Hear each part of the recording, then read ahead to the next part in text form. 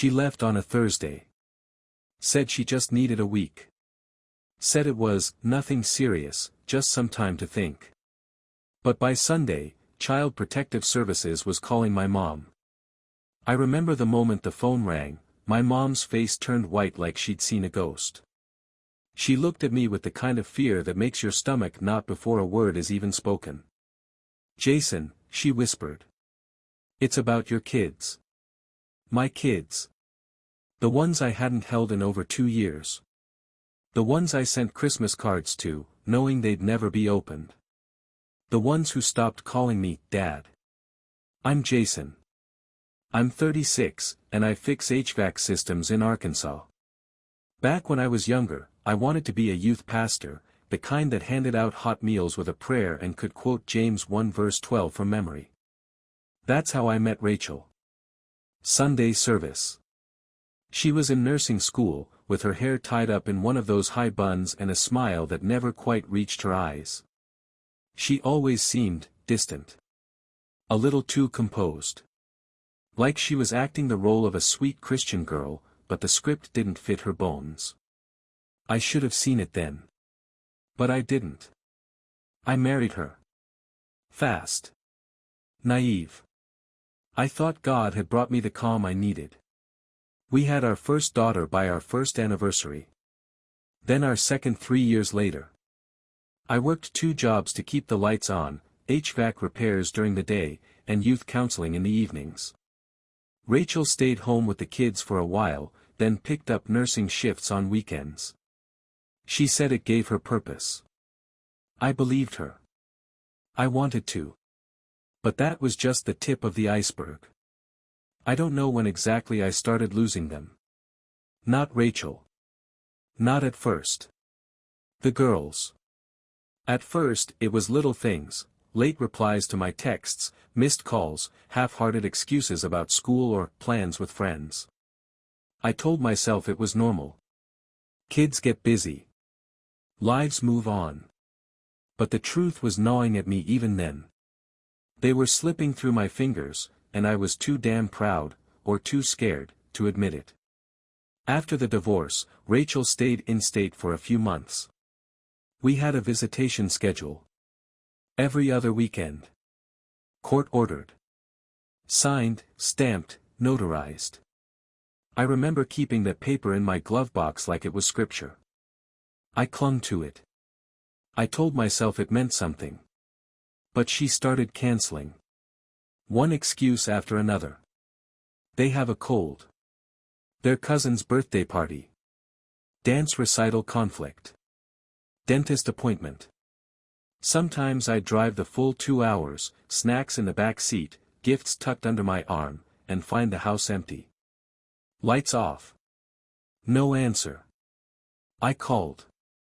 Left voicemails. Nothing. Once, I saw a neighbor mowing his lawn across the street. I asked if he'd seen them. Moved last week, he said. U-Haul came on a Tuesday. Wife and 2 girls. He shrugged like it was nothing. Meanwhile, my entire world had just vanished. No warning. No goodbye. Not even a forwarding address. I called Rachel. 6 times. Straight to voicemail. Then a message came through a day later, "It's better this way. Please don't contact us anymore." That line etched itself into my brain like a scar. I tried everything. I contacted lawyers, begged my church for help, sold half my tools to afford a consult. But Rachel had already gone nuclear. She filed a formal claim saying I was emotionally unstable. That the kids were scared of me. That I'd raised my voice.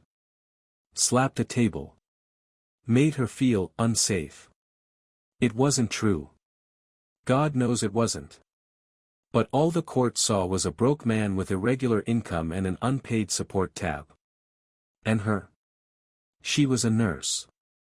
Steady paycheck. Clean record. She used words like trauma and mental unwellness, and wore that damn smile like a mask while she gutted me in court. I remember standing there as the judge read the final order, hands trembling, heart in my throat. He didn't even look me in the eye. She got full custody. I got supervised visits that she never scheduled. And just like that, I was out. I tried to stay involved. I mailed birthday cards, they were never cashed. Sent Christmas presents, never opened. My mother said to be patient. God sees, she'd whisper. The truth always finds daylight. But the nights kept getting longer. One day, out of nowhere, my oldest daughter, she was 9, blocked me. Not just on social media. Everywhere. I didn't even know she knew how. And I just sat there, in my tiny apartment over the garage, holding a crumpled drawing she'd made for me the year before. A stick figure of us at the zoo. Me with a huge hat. Her laughing. I cried into that paper like a fool. Because no one tells you that fatherhood doesn't end with custody, it just starts haunting you differently. And then Rachel called out of the blue 1 year later. Not to talk. Not to reconnect. But to say she needed a week away.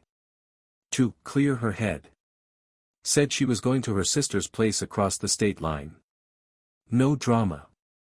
No emotion. Just take care. And then she was gone. 3 days later, CPS called my mom. Said they had custody of abandoned minors. Said the mother was unreachable. Said the father hadn't seen them in 2 years. My mom, God bless her, nearly dropped the phone. I watched her press a shaking hand to her chest as she asked, abandoned? Then she looked at me, and I saw it in her eyes. The same question that had been crawling in my brain for years. Jason. What if they're not yours? The moment CPS said the words, abandoned minors, my stomach folded in on itself. I kept thinking, there's no way she'd just leave them. Not Rachel. Not even her. But the thing is, you can only tell yourself someone wouldn't do something for so long before you start realizing they already have. I called her. Straight to voicemail. Texted. Nothing. Emailed.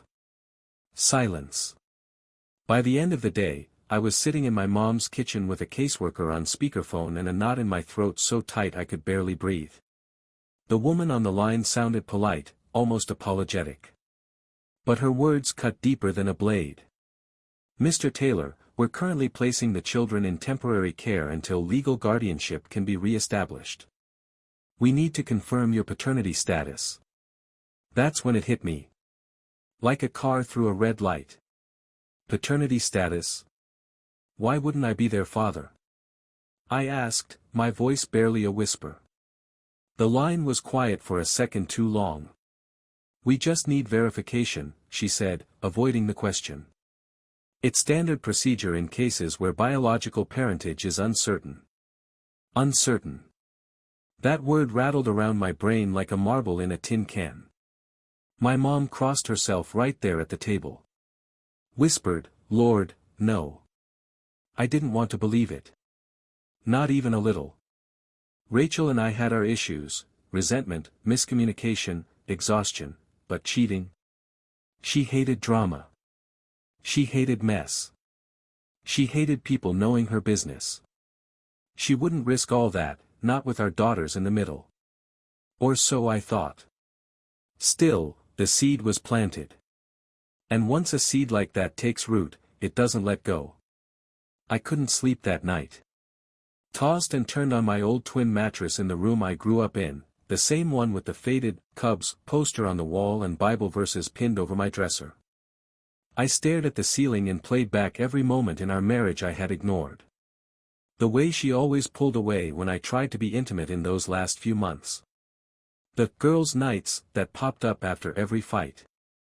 The coworker named Josh she kept texting, just work, she said.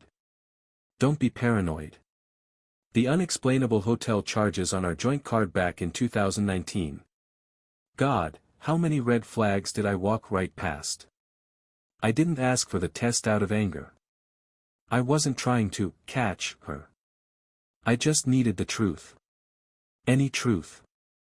A rock to plant my feet on, because everything else was shifting sand. When I reached out to Rachel, this time through her sister, I got a text the next day. "You seriously want to do this now? The girls need stability, not drama. No apology. No explanation. Just deflection." I replied simply, "If there's nothing to hide, then take the test." That's when things shifted. She started dodging. "It's not the right time. They're already traumatized. You're doing this to punish me." But the more she fought it, the more certain I became that something was buried, something she was terrified would surface. And then her husband got involved. Yeah. Husband. Turns out, she got married again. Quietly. Last spring. No invite. No announcement. Not even a Facebook update. I found out through court records when I requested visitation documentation. His name was Andrew. Firefighter. Local hero. Big arms, clean haircut, smile that could charm paint off walls. He called me one afternoon, said he wanted to de-escalate things. Said he was the father in practice and had been raising them as his own for years. That last sentence. It broke something in me. Because I had never stopped thinking of them as mine, even when I couldn't see them. Even when Rachel buried me in court, even when my daughter blocked me. I had never once let go of that role. But he said it like he owned it. Like I'd been replaced. Like I was a bad memory they'd grown past. I didn't argue. Not with him. Instead, I called Pastor Reed, the man who baptized me and had quietly helped me through the worst parts of my life. He didn't even blink. "I'll cover half the retainer," he said. "Get the test. God shines on truth." So I did. I hired the cheapest family attorney I could find, a young woman named Melissa who talked fast and worked late and said the system was stacked but not unmovable. She filed the petition. The court ordered the test. And I waited. I waited for 3 weeks, sweating through my shirt at work, jumping at every email, praying every night for an answer I wasn't even sure I wanted. Until finally, the envelope arrived. I still remember the sound of the envelope tearing. The paper gave way too easily, like it wanted the truth out. I was sitting at the same kitchen table I'd grown up eating cereal on. Same dent in the corner from when I was 8 and swung a plastic sword too hard into the wood. Only now, that table wasn't holding cereal. It was holding my whole life. My fingers shook so badly I almost dropped the results. Paternity results. Child A, probability of paternity, 99.998%. Child B, probability of paternity, 0%. I read it once. Then again. Then again. My throat tightened like a rope was being pulled around it from inside. Child A, my oldest. The one who stopped answering my calls, who blocked my number. She was mine. She was mine. But the younger one. I stared at the words 0.00% like they were written in blood. Not a partial match. Not a maybe. Nothing. My hands went cold. My body didn't even react at first, no yelling, no tears. Just a numb quiet, like my brain had flipped the breaker and all the lights inside me shut off. I remembered the first time I held her. She had this little hiccup cry. Like she couldn't figure out how to be mad yet. Her fingers were so small, curled tight around just one of mine. I swore in that moment I'd protect her from everything. But what if the danger had already lived in our home? What if it had been there all along, in the form of secrets, whispers, Rachel's quiet absences, her sudden gym memberships, the way she never wanted to be touched the same way again? I closed the envelope and sat there for hours. Didn't move. Didn't eat. The next time I saw Rachel was in the courtroom. Custody hearing. She wore a pale blue blazer and her hair in a braid, the same one she used to wear when she didn't want to look too pretty, as she called it. She wouldn't look at me. Andrew sat beside her, all stiff shoulders and clenched jaw, like he'd just discovered I'd found the family he stole. When the judge read the paternity results aloud, the silence was suffocating. Rachel didn't flinch. She didn't blink. Andrew dropped his gaze. Like a kid who'd just been caught cheating on a test he swore he studied for. And my mom? She whispered just loud enough for me to hear, I told you she was lying. But I wasn't angry. Not yet. Not even when the judge said we'd reconvene to reassess custody rights based on the new information. I just sat there, thinking about all the times I stayed up working overtime to buy diapers. All the weekends I canceled plans so I could be home for bath time. All the lullabies I sang, off-key, half asleep, into a crib that apparently belonged to someone else's daughter. When the session ended, Rachel walked past me like I was a stranger. I didn't speak. Neither did she. But that night was when it all broke. I went home and pulled out every letter she ever wrote me. Back when we were in love. Back when she called me her constant. Every card, every post-it, every Christmas tag. Then the wedding album. Our faces smiling up at me from glossy paper, two kids pretending it forever. I didn't cry. I burned it all. One page at a time, in the fire pit out back. The pages curled into black butterflies. Her handwriting turned to smoke. The next morning, she had the audacity to call me. Not to apologize.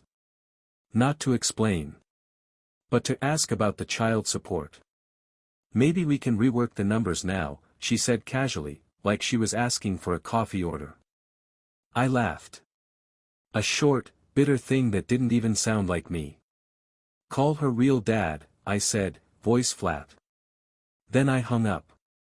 And I blocked her number for good. The silence after I blocked her was the loudest thing I'd ever heard. It echoed. Through my mother's house. Through my chest. Through every room I walked through like a ghost with no one left to haunt but myself. I wish I could say I felt relief. I didn't. I felt hollow. Like I'd been scooped out from the inside by a woman who once looked me in the eyes and promised, always. It was supposed to mean something. And for years, I let it mean everything. I stopped going to church for a while. Couldn't stomach the idea of sitting in a pew with verses about forgiveness floating above my head while every cell in my body screamed for justice. For something to make this make sense. But nothing came. Not clarity. Not peace. Just shame. I kept thinking about the little one, the girl I raised, the one I sang to, held when she had night terrors, braided her hair before school. I didn't care about DNA. I cared about what we built. What I lost. That bond didn't disappear because of a test. But suddenly, everyone treated me like I should. Even my lawyer, Melissa, kind, sharp, told me gently, "You're not legally obligated to continue child support for her, Jason. Not anymore." She said it like it was good news. But it wasn't. It felt like an obituary. I spent days walking circles in my mom's backyard. The grass still had tire tracks from where my dad used to park his truck.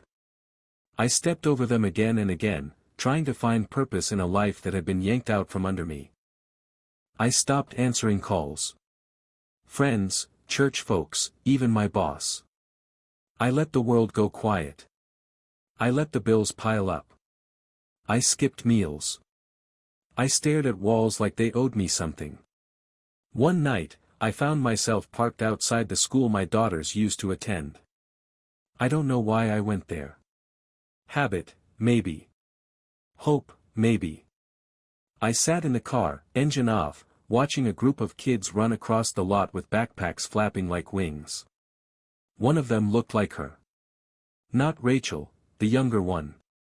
The daughter who wasn't mine. The girl whose laugh used to light up the room. The one I'd taught to ride a bike in the park while Rachel scrolled through her phone and smiled at messages I now knew weren't from me. I almost stepped out of the car. Almost. But what would I say? Hi, I'm your almost dad. I'm the man who loved you more than breath until a piece of paper said I shouldn't. I drove off. Pulled over 2 blocks later and threw up on the side of the road. I couldn't stop shaking. That night, my mom found me asleep in the garage. I'd been sitting on the floor next to my old toolbox, the one with Rachel's name still carved into the lid from a prank she played on our 3rd anniversary. She knelt beside me. Didn't say a word. Just wrapped her arms around me like I was 6 years old again and had fallen off my bike. I broke. Full sobs. The kind that come from the bones, not the throat. Years of being strong, of swallowing grief, of pretending like everything would work itself out, it all spilled out right there, next to rusty tools and broken promises. I tried, I whispered. I swear to God, I tried so hard. She held my head against her shoulder and whispered, I know, baby. I know you did. It wasn't healing. Not yet. But it was something. The next morning, I stood in front of the mirror and didn't recognize the man staring back. Unshaven. Eyes red. T-shirt from high school still clinging to a frame that looked 10 pounds lighter. You either die in this, I said to my reflection, or you crawl out. I picked up my phone. Unblocked my pastor. Sent a message, I want to come back. I'm not okay, but I want to be. He replied instantly, come as you are. God never left you. I started working again. Small jobs at first, HVAC gigs, weekend side projects.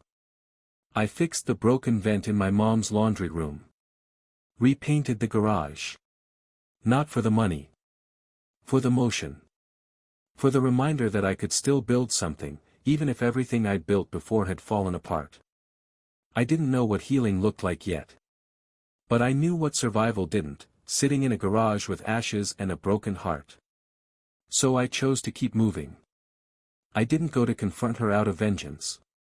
I went because I deserved closure. Real closure. Not courtroom whispers and stiff paper envelopes, but eye contact and truth, no more hiding behind custody claims or angelic Instagram photos of a picture-perfect family. She answered the door like she hadn't just wrecked my life. Hair pulled into that signature braid. Soft sweater, house smelling like vanilla candles and fake calm. Jason, she said, blinking like I was a glitch in her routine. I wasn't expecting you. I figured, I said. Mind if I come in? She hesitated, just a flicker, but then stepped aside. The place was nice. Too nice. Walls freshly painted. Toys neatly organized. Photos on the mantel, Rachel, Andrew, and the girls smiling like nothing had ever gone wrong. Except everything had. You don't have to stay long, she said, wrapping her arms around herself. Andrew's on a call. The girls are upstairs. I nodded. And then I pulled the envelope from my jacket. Not the results. The pictures. Printouts my attorney compiled during discovery. Stamped with dates. A few pulled from old phone backups I'd nearly forgotten existed. There was one of her holding the younger one at the hospital, time-stamped 9 months before we even started trying again. She was already pregnant. I just didn't know it yet. Another of her at a dinner party I wasn't invited to, her hand on Andrew's chest. Smiling like she meant it. I laid them on the table. She didn't touch them. Just looked at them. Jaw tight. Hands shaking. I guess you figured it out, she said quietly. No, I replied. You figured I never would. Silence stretched between us like a rope pulled too tight. I didn't plan for it to happen like this, she murmured. That old line again. The liar's lullaby. It was one mistake, she said. At first. I laughed, bitter and low. So one mistake wears his cologne. One mistake answers his texts at 2 a.m. One mistake moves across state lines with him and blocks a father from his children. She blinked. And for the first time, she looked like she might break. But I didn't come for tears. I fought for her, I said. The little one. Every court filing, every paycheck I split in half, every night I spent wondering why she didn't want to talk to me anymore, I did it all thinking I was her dad. You were, she said softly. You were more of a father than he'll ever be. But you still let me believe the lie, I snapped. You let me drown in it. And when I finally reached the surface, you tried to pull me under again with that phone call about child support. Her eyes welled up. But I didn't care. Not anymore. You don't get to cry, I said, voice sharp but steady. You made choices. You lived with them.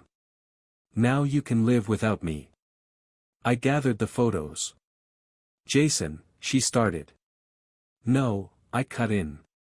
You don't get to speak my name like it still belongs in your mouth. I walked toward the door. But paused. I'm filing for custody, I said. Of my daughter. The one who's mine. She flinched. You'll just confuse her. I turned around. No, Rachel. You confused her. I'm just here to clean up what's left. Outside, the air hit me like truth. Cold. Pure. I didn't look back. Back in the car, I didn't cry.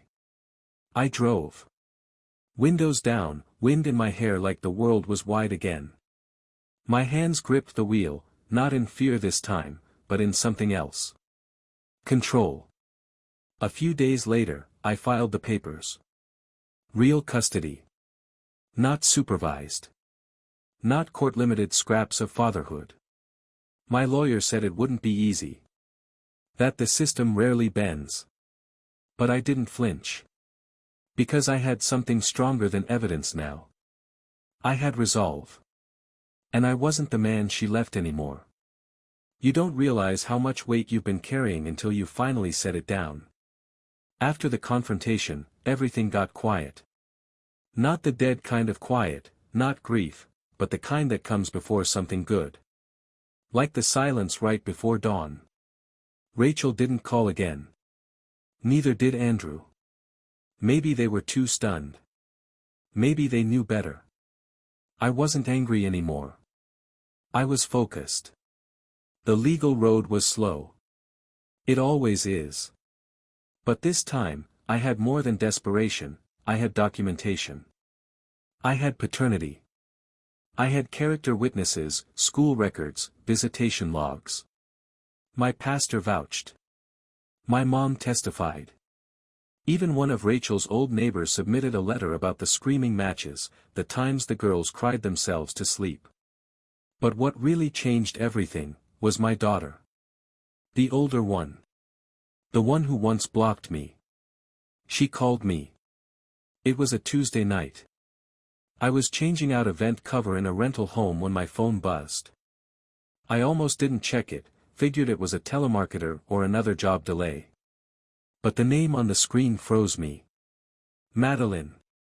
I stared for a full minute before I answered. Her voice was small. Hi, Dad. Dad. My knees buckled. I sat down on the floor between dusty baseboards and a rusted toolbox like a man who'd just been handed back his heart. We didn't talk about the past right away. We talked about school. Her favorite books. Her new math teacher, who apparently makes everything sound like rocket science. She told me she missed banana pancakes. That she still had the rock we found on that lake trip when she was 6. And then, in a quieter voice, I'm sorry I believed everything she said. I didn't cry then. I waited until we hung up. Then I wept, hard, open, until my body felt emptied out and clean. It wasn't just about being forgiven. It was being seen again. The custody case took 4 months. In the end, I got joint legal rights. Weekends. Summers. Holidays. And the right to speak at her school. To be in the room again. The first time she visited my new apartment, she stepped inside, looked around at the space I'd built with my own hands, small couch, framed pictures, her favorite cereal already waiting, and she said, "This feels like home." We baked those banana pancakes the next morning. Flour in our hair. Music playing low. Her laugh, older now, deeper, still had the same rhythm as when she was little. I watched her eat and felt something real growing again. Something honest. A life with no lies in the walls. Sometimes I still think about the little one. The one I raised. The one who isn't mine. I still miss her. And maybe I always will. But I've learned that being a father isn't just about biology. It's about presence. Effort. Truth. And I gave her all of that, even when it wasn't owed to me. That's something no one can take away. As for Rachel, she tried once more. Sent an email. Short. Cold. "I hope you find peace." I didn't respond. Because I already had. I still go to church every Sunday. Still fix things that are broken. But now I also teach, small class of high school boys from hard homes. I tell them about second chances. About knowing your worth before someone convinces you otherwise. One of them asked me recently if I'd ever been in love. I smiled. Once, I said. But now I'm learning how to love myself. He nodded like he understood. And maybe he did. Because sometimes, the most important thing you rebuild, is yourself.